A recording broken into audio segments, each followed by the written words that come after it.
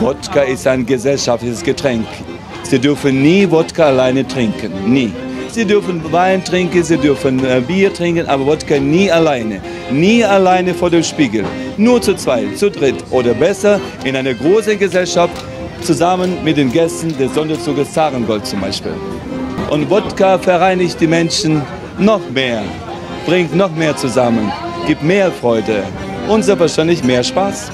Also jeden Tag gibt es lustige Geschichten. Zum Beispiel für mich war sehr, sehr lustig jetzt dieses wunderschöne russische Katjuscha-Lied, zusammengesungen auf Deutsch in einem 24-stimmigen Chor.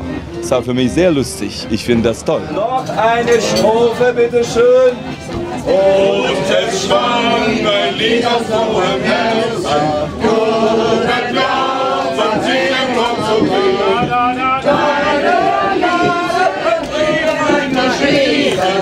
Das von Heimat und von Liebe steht. Zweimal.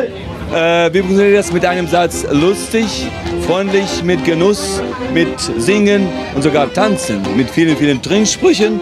Und gewöhnlich bekommen unsere Gäste nur 100 Gramm Wodka. Und 100 Gramm Wodka ist nichts für Russland.